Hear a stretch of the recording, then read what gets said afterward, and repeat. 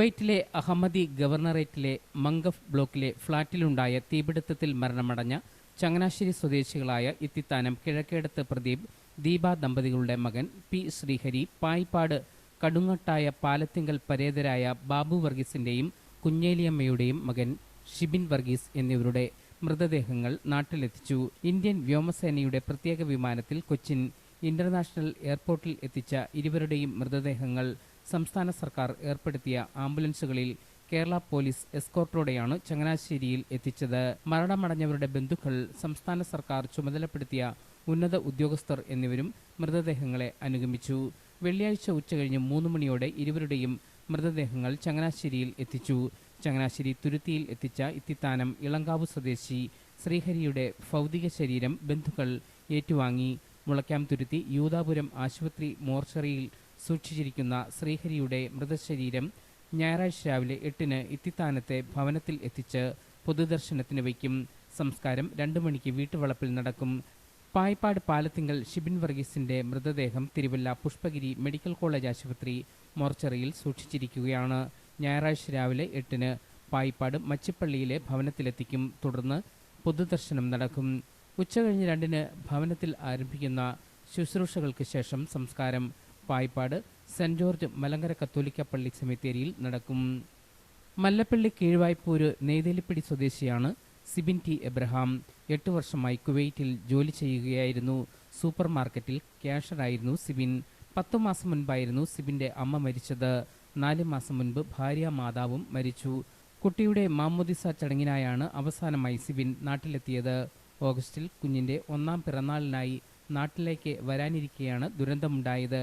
പിതാവും ബന്ധുക്കളും നെടുമ്പാശ്ശേരി വിമാനത്താവളത്തിലെത്തി മൃതദേഹം ഏറ്റുവാങ്ങി.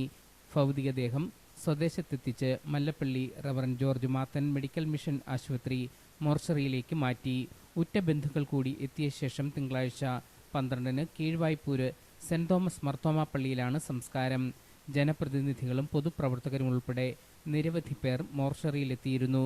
സിബിന്റെ ആകസ്മിക വേർപാടിൽ രാജ്യസഭാ മുൻ ഉപാധ്യക്ഷൻ പ്രൊഫസർ പി ജെ കുര്യൻ, മുൻ MLA ജോസഫ് എം പുതുശ്ശേരി എന്നിവർ അനുശോചിച്ചു. അവർക്ക് നഷ്ടം ഇതുപോലാണ് ഓരോ കുടുംബത്തിനും ഉണ്ടായ നഷ്ടം.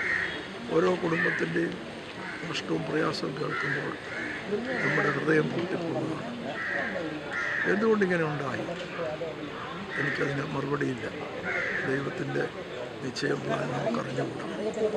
പക്ഷേ ഈ കുടുംബങ്ങളെയൊക്കെ ചേർത്ത് പിടിച്ച് ആ കുടുംബങ്ങളെ സഹായിക്കേണ്ട സമൂഹത്തിൻ്റെ കടമയാണ്.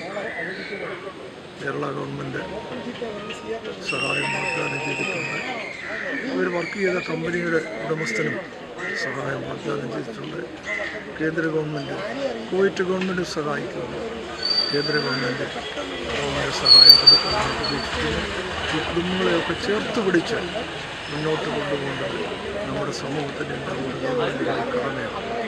ആ നിലയിൽ ഓരോരുത്തരുടെയും സാഹചര്യങ്ങൾ വിലയിരുത്തി അവർക്ക് നിലനിൽക്കാൻ കഴിയുന്ന അവരുടെ ലോഡും മറ്റ് സാഹചര്യങ്ങളും ഈ ഒരു വീടിൻ്റെ പ്രതീക്ഷയാണ് ഇവിടെ അസ്തമിച്ചിരിക്കുന്നത്. അപ്പോൾ അത്തരത്തിൽ ഓരോ വീടിൻ്റെയും കാര്യങ്ങൾ നോക്കി അവർക്ക് സഹായിക്കാൻ കഴിയുന്ന സാഹചര്യം ഇനിയിപ്പം നമുക്ക് ചെയ്യാൻ കഴിയുന്നത് ആ വീടുകളെ ചേർത്ത് പിടിച്ച് ഇതുവരെ എല്ലാവരും അവരെ ചേർത്ത് പിടിച്ചു. ഈ ദുഃഖം അനുഭവിക്കുന്ന കുടുംബങ്ങളെ ചേർത്ത് പിടിക്കുന്നതാണ് നമ്മളെവിടെയും കണ്ടത്. ആ ചേർത്ത് പിടിച്ച് അവരെ ഒരു നിരാശയുടെ പടികുടിയിൽ നിന്ന് കരകയറാൻ കഴിയുന്ന ഒരു ഉത്തേജനം നൽകാൻ കഴിയണം. അതാണ് ഇനി നമുക്ക് ആവശ്യമായത്.